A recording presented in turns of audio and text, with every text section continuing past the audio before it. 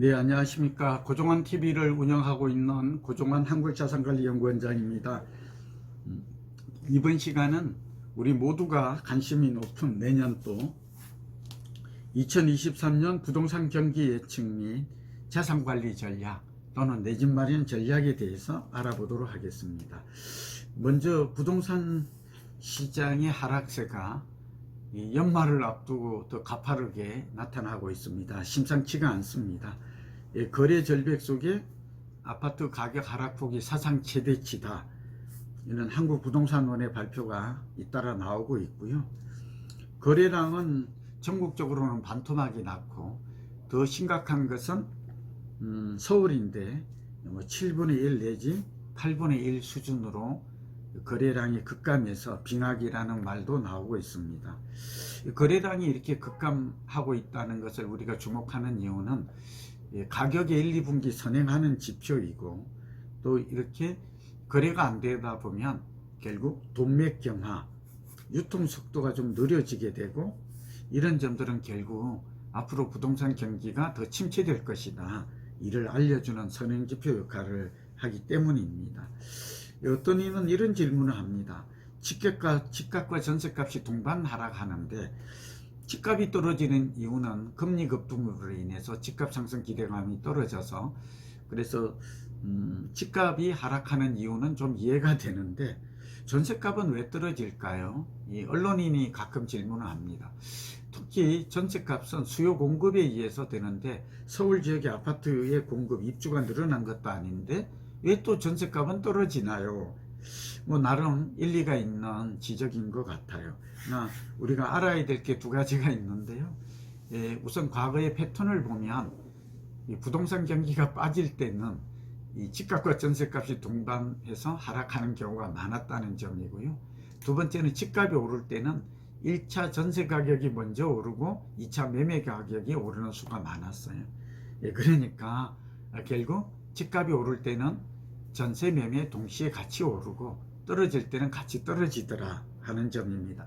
근데 여기서 또 두 번째 조금 더 주목해야 될 것은 전세 가격이 먼저 하락이 멈출 가능성이 높습니다. 그건 왜냐하면 약간 선행하는 데다가 전세 가격은 내년 연말쯤 되면 서울 지역은 좀 하락세가 멈춰요. 이 수요 공급이 시장이 작동 원리잖아요. 그러다 보니까 공급이 부족한 서울의 전세 시장이 지금은 내리고 있지만 내년 말이나 2024년 초쯤 되면 전세는 하락이 멈추고 바로 상승으로 반전하지는 않지만 멈출 가능성이 높다 하는 점은 우리가 예측 가능하다는 말씀을 드립니다.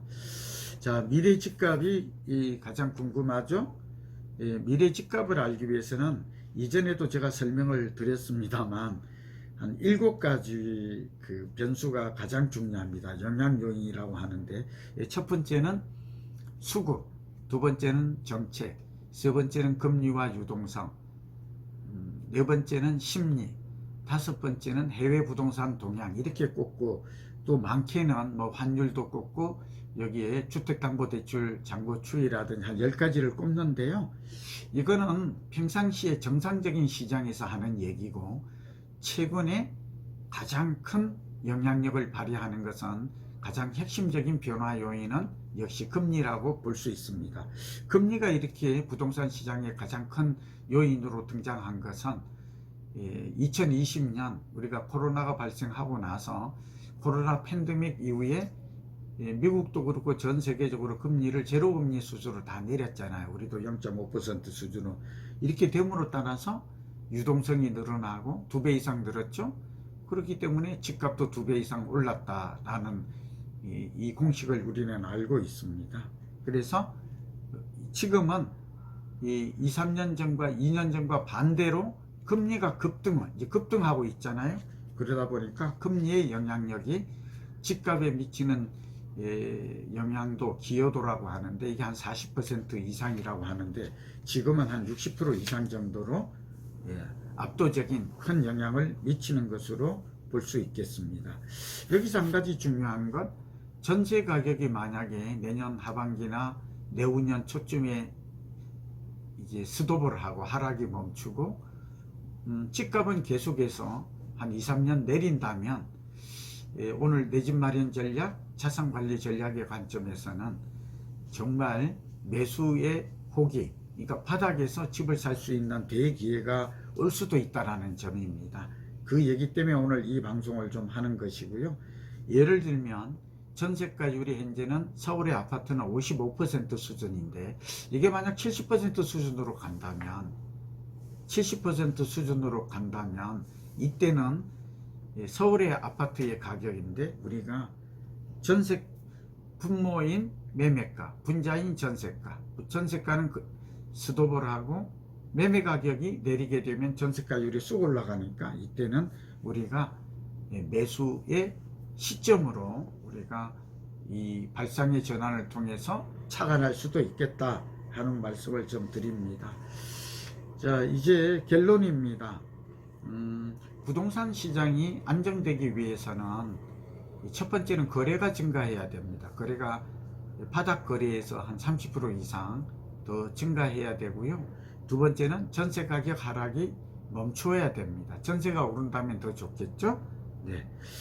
그렇게 돼 있고 또 하나는 채권 시장이 먼저 안정이 돼야 됩니다. 그러니까 10년 만기 국공채와 부동산은 상당히 대체 관계에 있다는 말씀을 드렸잖아요. 돈이 있는 사람은 결국은 안전자산을 선호하는 이들은 채권을 할까, 국공채, 부동산 투자를 할까, 이걸 고민하게 되는데 적어도 지금 3.7%인 10년 만기 국채가 한 2% 수준으로 낮아져야 저는 채권의 가격이 쑥 올라가고 부동산도 투자할 시기가 아닌가 하는 점을 우리는 예측할 수가 있겠습니다.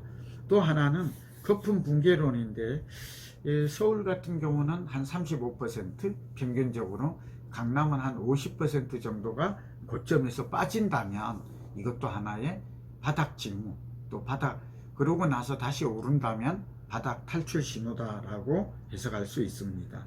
마지막 결론입니다. 언제 집을 사는 게 좋을까 하는 것인데 1차와 2차, 3차 세 가지 시나리오를 상정해서 생각해 볼 수 있습니다. 1차 매수 적기로는 저는 내년 말 또는 2024년 1, 4분기를 좀 꼽고 싶어요. 이유가 있는데 만약에 부동산이 내년 말까지 빠지고, 내년 말까지 빠진다는 얘기는 주식시장이 내년 하반기부터 상승으로 전환한다는 얘기가 됩니다. 그리고 채권 가격, 채권 이자율이 더 이상 오르지 않고 또 내린다는 얘기도 됩니다. 이게 같은 뜻입니다. 이게 지금 채권하고 연결지어서 하는 거는 저만의 독특한, 또는 금융과 부동산을 동시에 보고 나서 비교해서 하는 거니까 굉장히 디테일하고 좀 더 분석적이죠. 깊이 있는 분. 2차 매수 적기, 이때 만약에 내년까지 집값이 급락한다면 또는 폭락한다면 우리는 35% 이상 고점 대비 빠진다면 내년 하반기, 그러니까 이제 겨울쯤 되겠죠. 또 그리고 2024년 1, 4분기에 매입을 한번 검토할 만하다. 2차 매수 적기로는 이때는 이제 부동산이 좀 천천히 좀 빠질 때인데 U자형이 돼가지고 천천히 빠진다 이럴 때는 제가 볼 때는 매수 시기를 좀 늦추는 게 좋습니다. 2024년에서 2025년, 그러니까 2, 3년 뒤에 내 집 마련을, 근데 이때는 이제 규제가 다 철폐될 거예요. 그렇게 두고 정부도 세금이나 이런 것들도 중과제도도 사라지고 또 대출이나 이런 규제도 없어짐과 동시에 금리도 좀 내릴 거예요. 이때 매수 적기로 2024년, 2025년을 2차 매수 적기로 삼을 만하다. 최악의 경우는 3차 매수 적기인데 이거는 한마디로 2025년 하반기에서 2026년 이후가 될 것 같습니다. 공교롭게도 이런 경우가 된다면 이때는 아마 97년 말 IMF 외환위기, 2008년 글로벌 금융 위기 때와 같이 장기 불황이 오는 경우라고 생각하시면 됩니다. 그러니까 우리도 그런 게 장기 불황, 복합 불황이 오지 말란 법이 없잖아요. 이렇게 위기까지 온다면 부동산 경기는 의외로 한 4, 5년 정도 더 길어질 수도 있겠다. 그렇게 되면 이때야말로 기회를 놓치지 말고 우리 과거 경험을 보면 역발상해야 되죠. 이때 가장 많이 등장하는 단어가 하우스 푸어, 렌트 푸어, 깡통주택. 지금은 간간히 들리지만 이때는 미분양도 많이 발생하고 이런 험악한 용어들이 최악의 용어들이 일상 용어가 될 때 누구나 다 그렇게 돼 있고 아무도 집을 사지 않을 때 우리는 이때 역발상에서 2025년에서 2026년 이때는 역사적으로 바닥권에서 줍줍할 수 있는 기회가 생길 수 있습니다. 이때는 정부도 제가 보기에는 과거에 있었던 것이 이제 취득세도 깎아주고 보유세는 물론이고 양도소득세도 한시적으로 지금 집을 사면 면제해 준다든지 이런 지금까지와는 전혀 딴판인 이 경기 부양책과 주택 구입을 하라는 촉진책이 나올 때 이때 우리는 집을 사는 게 좋습니다. 근데 그런 시기가 실제로 오면 아마도 보통 사람은 저의 이 방송을 듣지 않으면 집을 사고 싶은 마음이 생기지를 않아요. 그러나 역발상을 하고 이때야말로 작은 돈으로 전세가율이 굉장히 올라와 있을 테니까 전세값만으로 내 집을 마련할 수 있는 또 금리도 낮기 때문에 쉽게 대출을 받아서 내 집을 마련할 수 있는 그런 호기가 올 수도 있습니다. 지금 부동산 경기가 많이 급락하고 있고 또 여러 가지 이 경기도 안 좋기 때문에 내 집 마련하는 사람들의 고민이 클 것입니다.